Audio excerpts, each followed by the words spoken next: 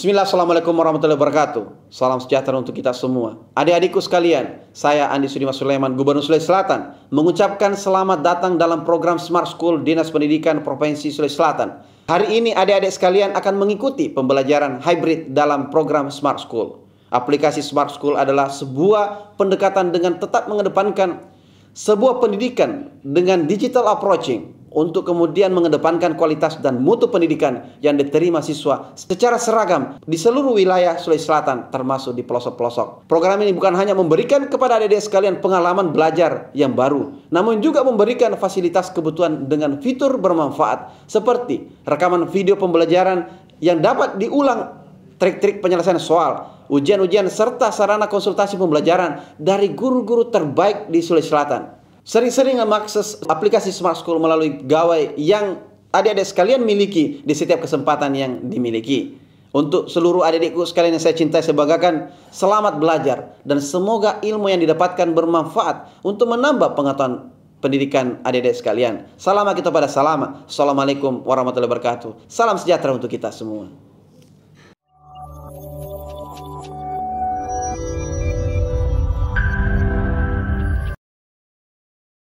Bismillahirrahmanirrahim. Assalamualaikum warahmatullahi wabarakatuh. Halo generasi smart semuanya, bagaimana kabarnya hari ini? Berjumpa lagi dengan saya Suhartina dalam mata pelajaran ekonomi. Kali ini kita akan belajar tentang tahap pencatatan siklus akuntansi perusahaan jasa. Kita simak berikutnya.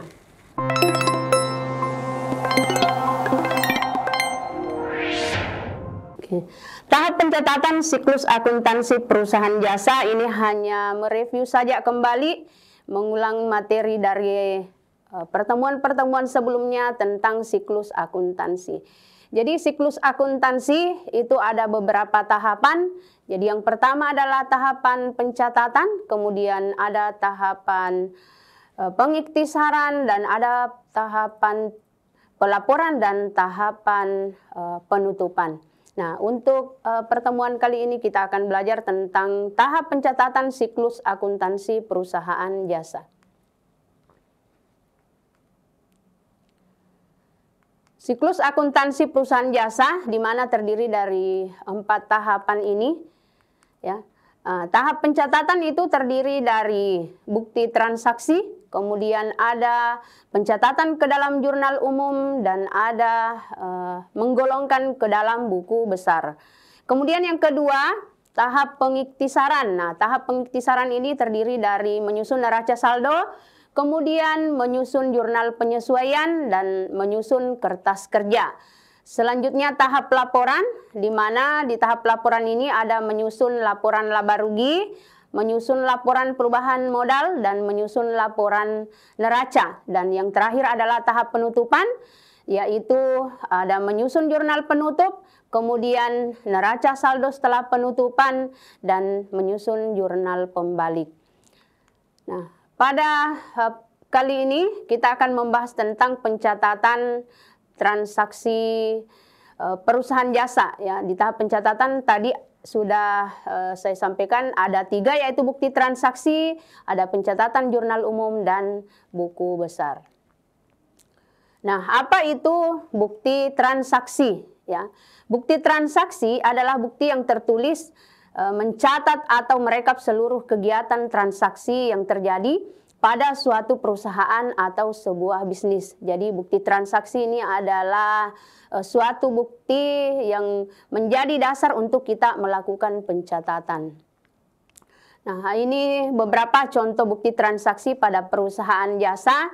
Jadi ada kwitansi, kemudian ada faktur pembelian, kemudian ada nota kontan, ya, kemudian ada memo. Nah, ini yang lebih lazim digunakan.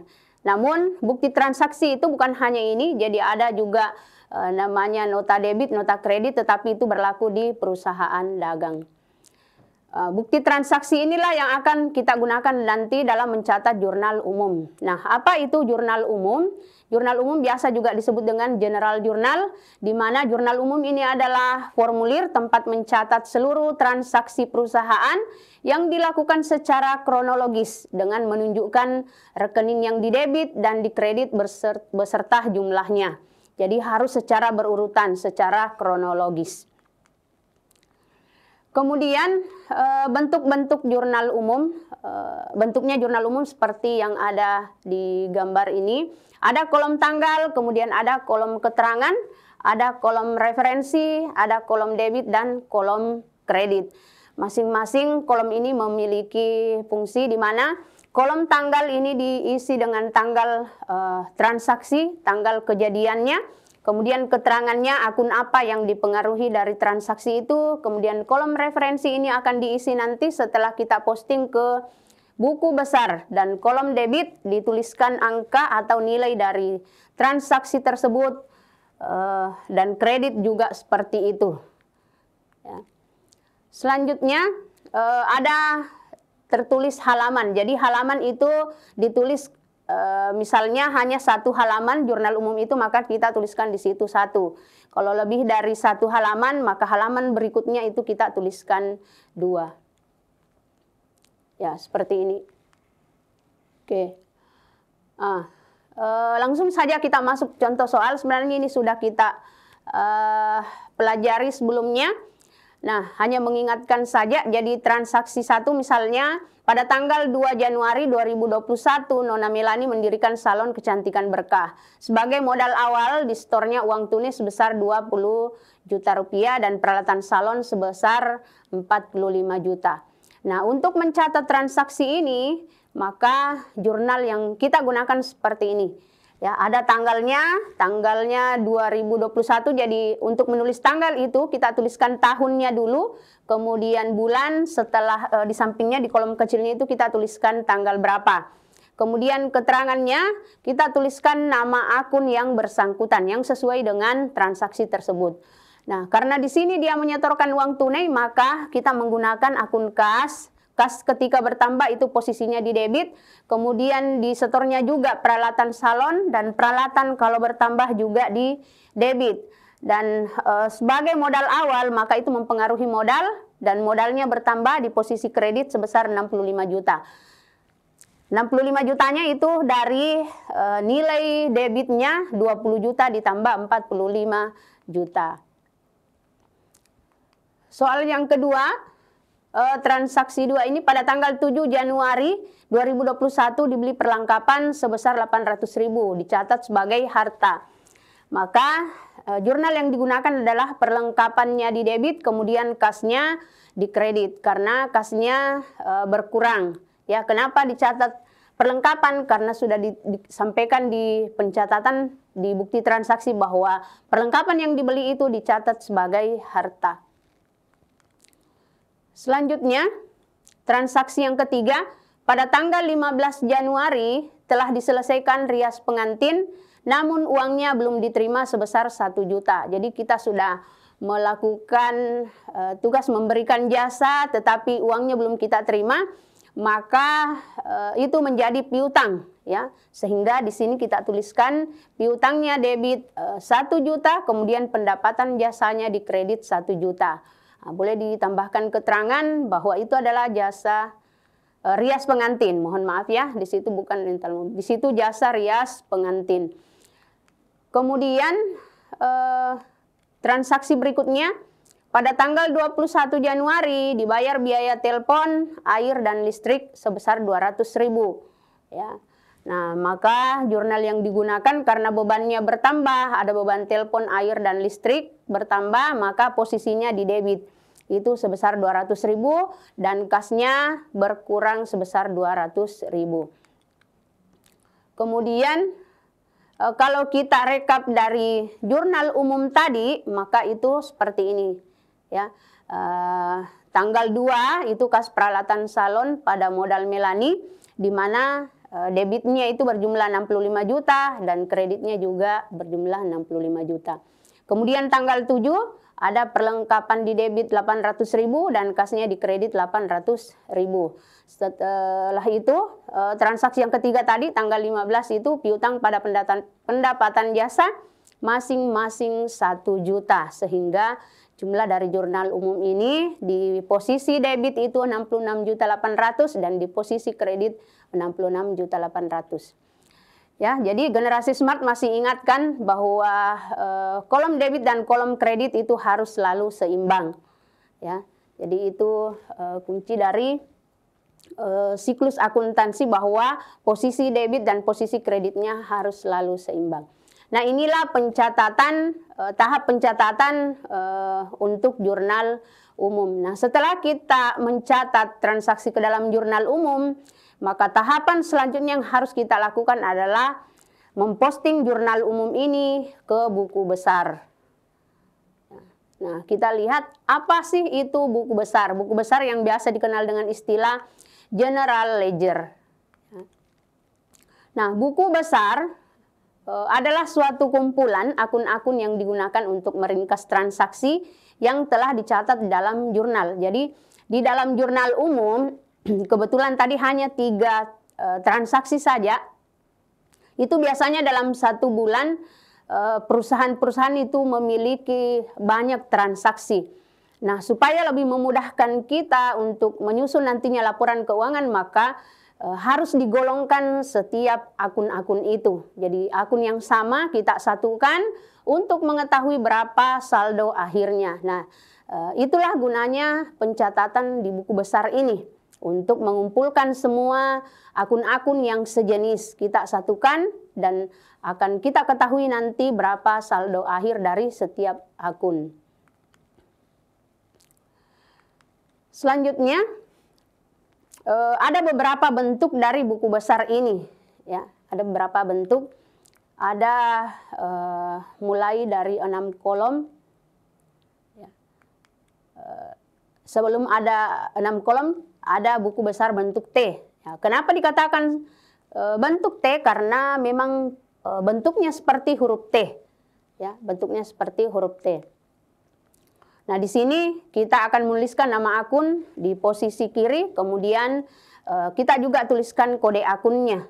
Nama akun ini kita tuliskan akun apa yang akan kita buatkan buku besar dan kode akunnya berapa, karena setiap akun itu memiliki kode masing-masing.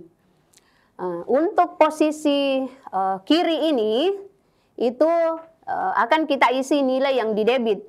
Kemudian untuk posisi kanan, itu nilai yang di kredit. Ya, jadi dipindahkan dari jurnal umum. Kalau misalnya di jurnal umumnya posisinya debit, maka kita nilainya simpan di posisi kiri ini, posisi debit. Dan kalau dia di kredit, kita simpan di posisi yang di kanan. Ya. Nah, ini bentuk T. Kemudian ada bentuk 2 kolom. Ya, ada bentuk 2 kolom. Ini bentuknya seperti ini. Ya. Oke, ada kolom tanggal, kolom keterangan, kolom referensi debit. Kemudian ada lagi tanggal keterangan referensi kredit. Jadi sama isinya sampai di sini. Ya. Kemudian kolom kreditnya juga itu sama. Kenapa dikatakan 2 kolom? Karena di sini untuk menuliskan angka hanya ada 2 kolom, yaitu kolom debit dan kolom kredit. Ya, itu. Kemudian ada bentuk 3 kolom. Kenapa dikatakan 3 kolom? Nah, kalau ini ada 3 kolom untuk menuliskan nilai. Ya, yang mana itu? Di sini ada kolom debit, kolom kredit, dan kolom saldo. Ya. Jadi kalau kita hitung semuanya kan lebih dari 3 sebenarnya. Tetapi yang kita hitung untuk menentukan dia bentuknya 3 kolom, hanya kolom yang terisi angka, ya, atau nilai, yaitu debit, kredit, dan kolom saldo. Kemudian ada bentuk 4 kolom. Bentuk 4 kolom ini ada 4 kolom yang diisi nilai, ya, di mana di sini ada debit, ada kredit, kemudian kolom saldo. Kolom saldonya ada debit dan kredit juga. Nah, bagaimana mengisinya? Kolom tanggal itu diisi tanggal, kolom keterangan diisi keterangan apa yang bisa memberikan keterangan dari akun itu. Kemudian kolom referensi, ini diisi dari mana sumbernya. Misalnya jurnal umum halaman berapa, ya. Kemudian kolom debit kalau misalnya nilainya di debit, kolom kredit kalau nilainya di kredit, kemudian ada kolom saldo. Nah, kolom saldo itu kita pilih juga apakah di debit atau di kredit. Nah, kita lihat bagaimana langkah pengisiannya. Oke. Nah, nama akun, kita tuliskan akunnya apa. Misalnya kita buatkan akun kas. Jadi untuk menyusun buku besar, itu akun yang pertama kita buatkan adalah akun yang paling liquid. Yang mana itu adalah aktiva lancar. Ya. Jadi aktiva lancar, setelah itu aktiva tetap, kemudian utang, setelah itu modal, kemudian ada prive, selanjutnya pendapatan dan beban. Ya, jadi harus berurutan. Ya, kenapa? Karena nanti juga ketika kita menyusun laporan keuangan, seperti itu juga. Ya. Nah, tadi kita sudah isi nama akunnya, misalnya kas. Kemudian nomor akunnya misalnya 111. Jadi kode akun itu ada biasa menggunakan angka, ada yang menggunakan huruf, ada juga yang menggunakan kombinasi, ya, angka dan huruf. Bagaimana mengisi kolom tanggal? Ya, misalnya tahunnya 2021 bulan Januari, kemudian tanggal 3, ya. Keterangannya apa yang bisa memberikan keterangan tentang kenapa ada kas di jurnal umum. Ya, misalnya tadi di awal di situ ada di awal misalnya ada tadi modal awal, ya, memasukkan modal, memasukkan uang tunai ke kas perusahaan, berarti itu adalah modal awal, maka kita tulis di kolom keterangan modal awal, ya. Kemudian kolom referensinya itu JU1, artinya jurnal umum halaman 1. Nah, di mana nilainya?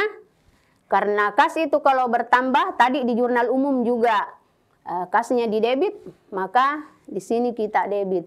Dan di kolom saldo, debit juga 50 juta. Jadi kalau misalnya di sini, sebelah sini, dia debit, maka di sana juga debit. Tetapi kalau misalnya ada selanjutnya, setelah transaksi pertama, selanjutnya ada di kolom kredit, bukan berarti kita letakkan juga di kolom kredit. Ya, tetapi kita selisihkan. Nah, makanya memang perlu kita tahu di mana letak saldo normalnya masing-masing akun. Ya, misalnya aktiva lancar atau aktiva, ya. Jadi kelompok aktiva itu saldo normalnya selalu berada di debit. Utang, modal, pendapatan itu selalu di kredit. Ya, prive, beban itu saldo normalnya di debit. Ya, jadi itu menjadi dasar untuk kita menyusun buku besar maupun tahapan siklus akuntansi berikutnya. Ya, itu cara pengisian buku besar. Selanjutnya coba kita membuat buku besar berdasarkan dari jurnal umum ini. Ya, di sini ada jurnal umumnya, kas di debit, kemudian modal di kredit. Nah, bagaimana kalau misalnya kita posting buku besarnya kas? Ya. Nah, yang pertama kita pindahkan tanggal bulannya, ya, bulannya. Jadi di situ juga ada tahunnya.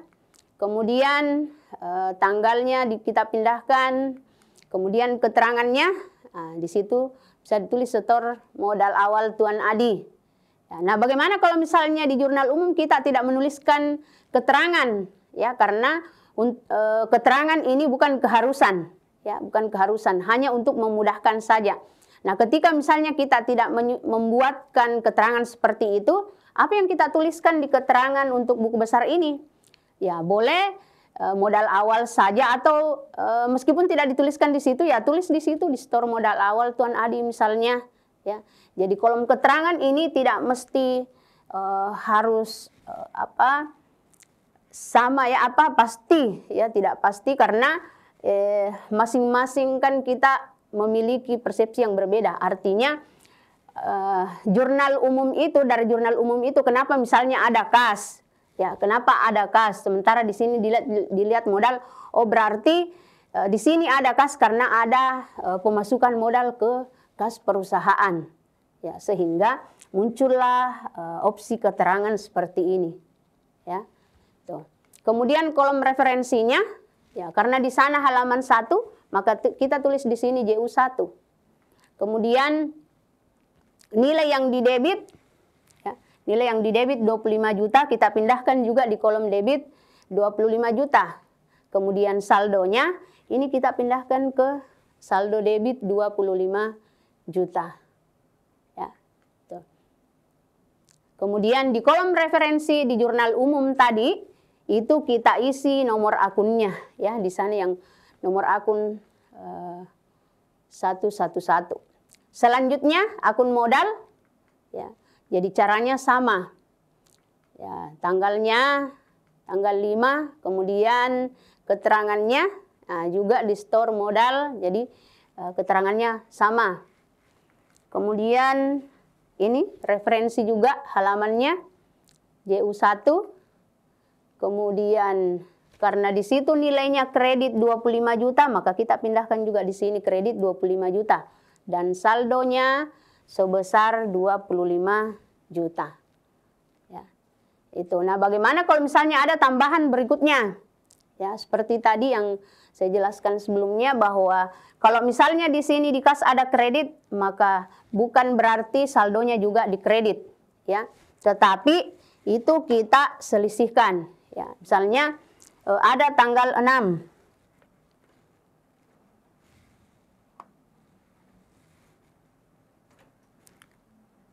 Misalnya ada tanggal 6 di sini, dibayar beban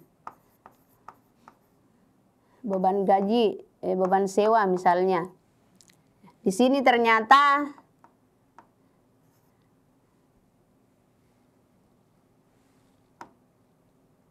Rp5 juta. Nah, di sini kan posisinya kredit. Ya, bukan berarti bahwa saldonya itu harus juga kita kredit, tetapi kita selisihkan. Nah, tadi di sini saldonya debit, maka kita harus kurangkan. Debit ketemu kredit itu dikurang, kalau debit dengan debit itu dijumlahkan. Ya, itu dijumlahkan. Nah, karena di sini debit kemudian dia ketemu kredit, maka kita kurangi 25 juta dikurang 5 juta. Itu sebesar 20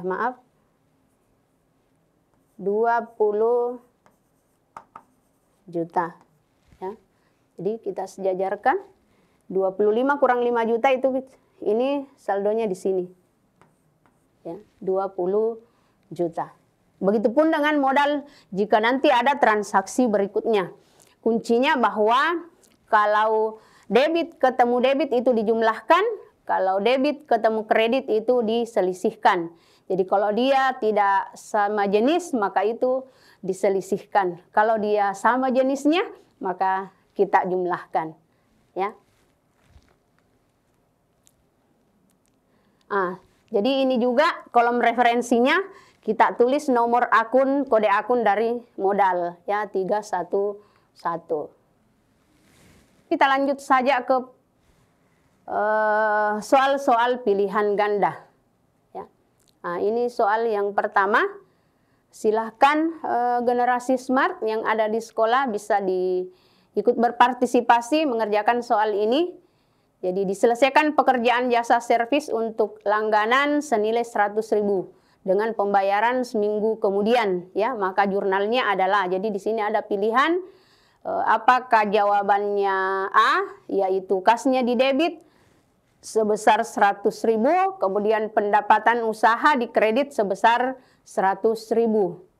Ataukah jawabannya B, di mana kasnya di debit 100.000 dan piutang usahanya dikredit 100.000.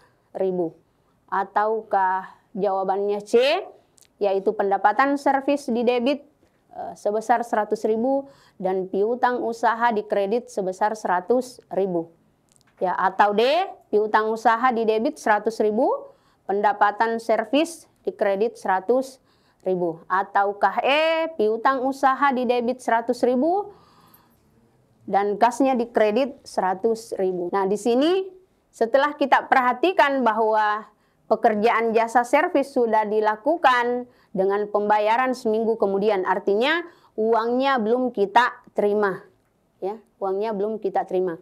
Maka jurnal yang paling tepat adalah, ya, adalah D. Ya, jadi piutang usaha debit sebesar 100.000 dan pendapatan servis dikredit sebesar 100.000. Ya. Tuh. Kemudian soal berikutnya, Donita mengambil uang untuk keperluan pribadi dari modal yang disimpan pada suatu perusahaan sebesar 12 juta rupiah. Nah, pencatatan transaksi tersebut yang benar pada jurnal umum adalah, nah, di sini ada A, kasnya 12.000 di debit, kemudian modalnya 12.000 di kredit. Ya, jadi posisi sebelah kiri itu debit, sebelah kanan itu di kredit.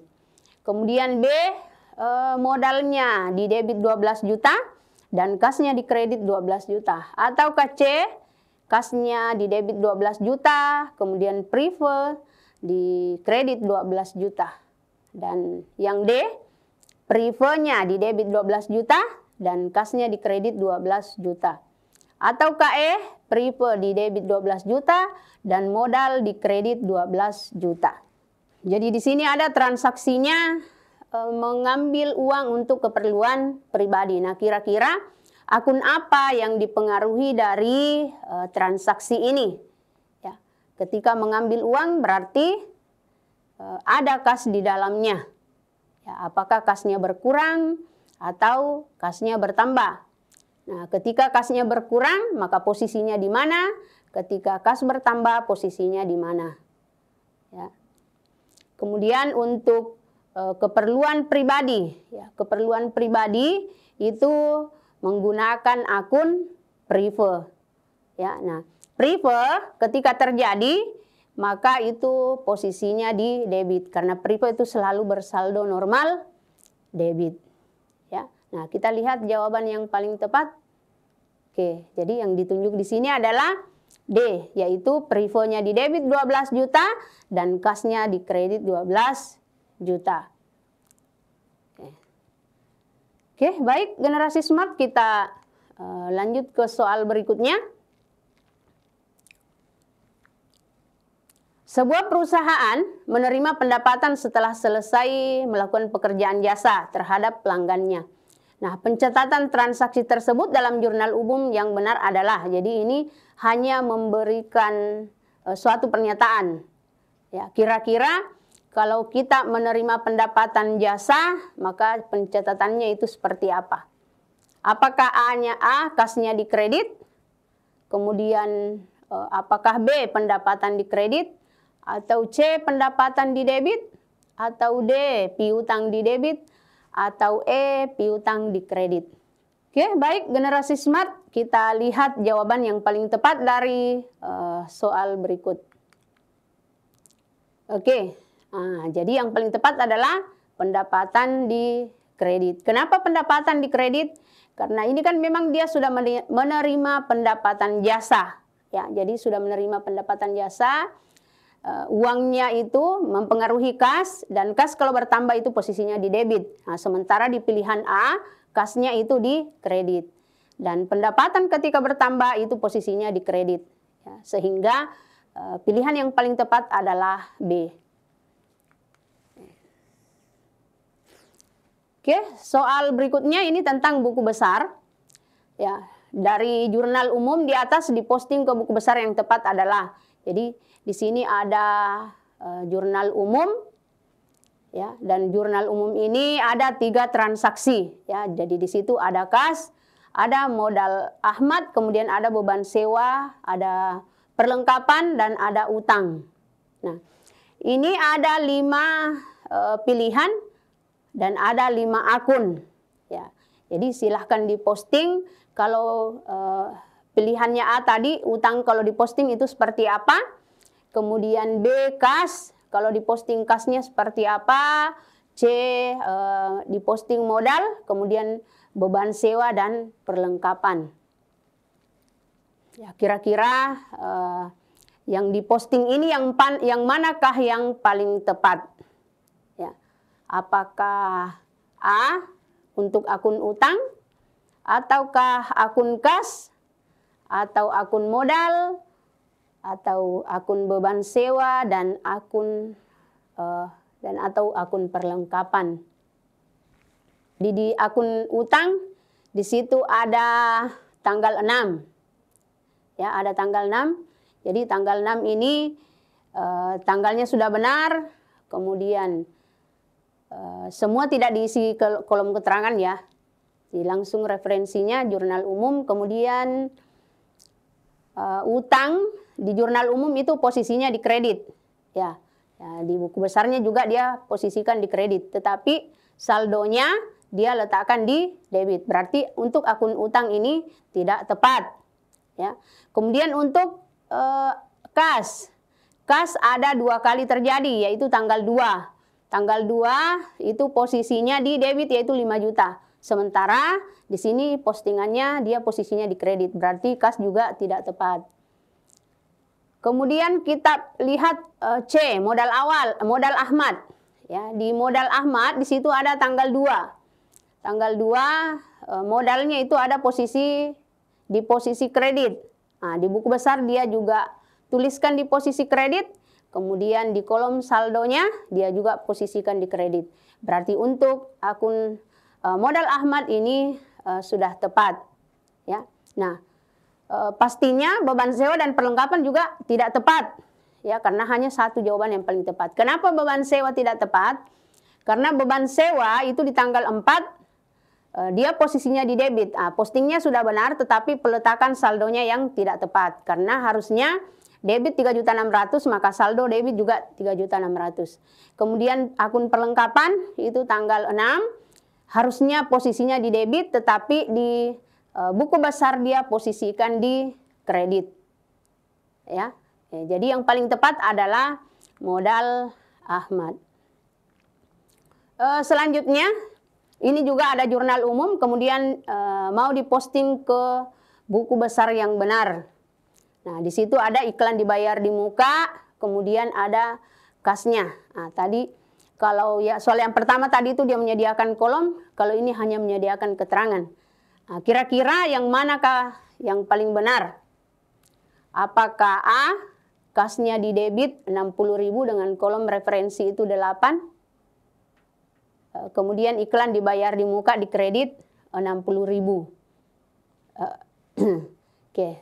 Jadi kita lihat di situ kasnya di debit untuk A ini, sementara di jurnal umum kasnya di kredit, berarti A tidak tepat. Kemudian B, kasnya di debit, kolom referensinya 11, kemudian iklan dibayar di muka kredit 60.000, kolom referensinya 8. Ya, kira-kira B ini benar apa? Masih kurang tepat. Kemudian C, ada kasnya debit 60.000, iklan dibayar di mukanya kredit juga 60.000. Yang membedakan B dengan C hanya pada kolom referensinya. Ya, begitu seterusnya. Kita sudah ada bayangan tadi jawaban yang paling tepat. Ada C dan ada B. Ya. Oke. Nah, kenapa B kurang tepat? Karena di kolom referensi dia tuliskan 8, sementara kolom referensi untuk iklan dibayar di muka itu adalah 13. Ya, sehingga yang paling tepat adalah C, ya, yaitu kasnya di debit 60.000 dengan kolom referensi 11 dan iklan dibayar di mukanya di kredit 60.000 dengan kolom referensi 13.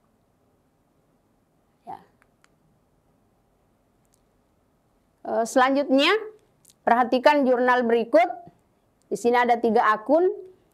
Kalau diposting jurnal ini ke dalam buku besar, di situ apakah kasnya di debit, kemudian piutang di debit dan pendapatan jasa di kredit, atau kasnya kredit, piutang debit dan pendapatan jasa debit. ya, ataukah C kasnya di debit, kemudian piutangnya di kredit, dan pendapatan jasa di kredit. Ya, langsung saja kita lihat jurnal umumnya. Ini sangat mudah sebenarnya ya.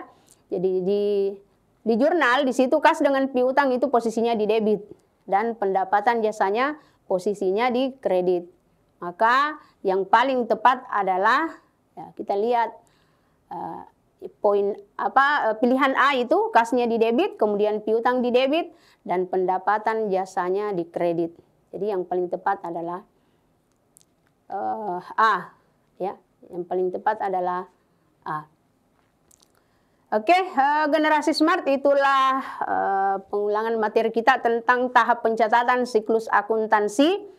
Ya, sebagai kesimpulan bahwa di tahap pencatatan akuntansi ini yang perlu kita perhatikan adalah bukti transaksinya, ya, karena itu di awal, dan bagaimana mengelompokkan akun-akun, harus kita tahu di mana letak saldo normalnya pada setiap akun, karena itu yang menjadi dasar penentuan untuk laporan keuangan atau tahapan-tahapan siklus akuntansi berikutnya. Ya. Itulah materi tentang hari ini tentang tahapan pencatatan akuntansi. Jadi ada di tahapan ini ada dua, yaitu jurnal umum dan posting ke buku besar. Sekian dari saya, mohon maaf jika ada kekurangan. Wabillahi taufiq wal hidayah. Assalamualaikum warahmatullahi wabarakatuh.